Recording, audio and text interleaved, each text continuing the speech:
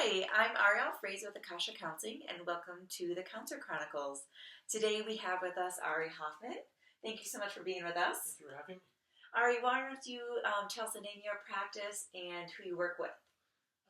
My practice is Ari Hoffman Psychotherapy, and I work with everyone, couples, families, kids, and particularly I enjoy working with parents. Wonderful. And so today you're here to talk to us about parents, and especially those parents, those anxious parents. Yes. Okay. Yes, All right. So why don't you share a little bit about that with us? okay. Well, if any of us have ever been to the park with our own children, if you have children, then you know you've seen the anxious parent. And anxious parents come in two flavors. One is parents who are particularly anxious because their children are running their homes and micromanaging them. And the sign of that is all different things, but one particular one, I was in Boulder on a hike, and some kid came up to his dad and said, "Come on, fat dad, go faster," or something.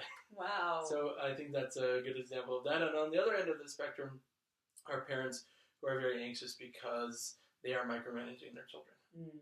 And I think one of the ways you see that is the parents, where both parents are standing next to the kid on the slide and helping the kid go down inch by inch, and nobody's having fun. The parents are squabbling because one is going too fast, and the kid doesn't have any idea what's going on. Wow. Yes, I can understand that. So what do you offer these parents in terms of helping them get out of that anxious state?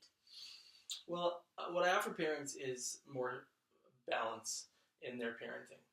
And usually anxious parents are anxious because of a lack of balance. Either there's not enough freedom that they're giving their child, and freedom is important. There was a fascinating piece on NPR about a blind guy who navigates by echolocation. I heard that. Did you read yes. It was an awesome piece. And he had a beautiful line because he teaches blind kids how to echolocate.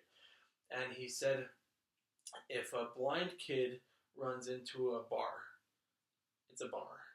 But if he never has the opportunity to run into the bar, it's a tragedy. And so children need to have the freedom to test things out, to try, to succeed, to fail. And we as parents need to let go a little bit and let those kids do that. So sometimes the balance needs to be corrected in such a way that there's more freedom given. Got it. And then sometimes, on the other hand, the balance needs to be corrected in the way of structure. Parents need to institute more structure in the home.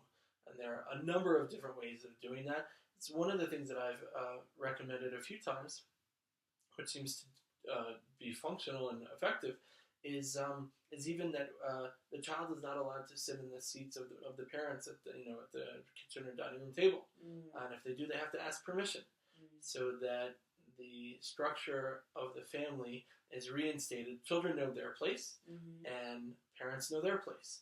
That means that children have to be moved away from being adults and back to children. But it also means that the parents need to assert themselves and take the responsibility of parents. I see. Which can be challenging, but they can do it, and it ends up in less anxiety for both the children and the parents.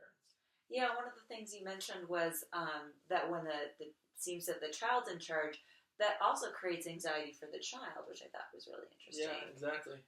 We talked about the example of Cesar Millan, the dog whisperer, and he talks about that if you let your dog go ahead of you, and the dog is the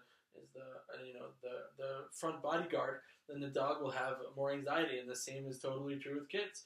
If kids are not meant to be parents, and if kids are starting to even emotionally and structurally starting to take on some of that identity as parents and treating their parents like the parent is the child, that actually creates anxiety in a child. And when children have higher anxiety, they're doing less well in school.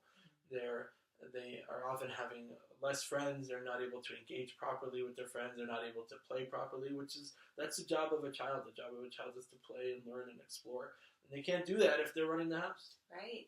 Absolutely. Well, thank you so much, Ari. That was so educational. I really appreciate your insights. You're very welcome. It was my pleasure.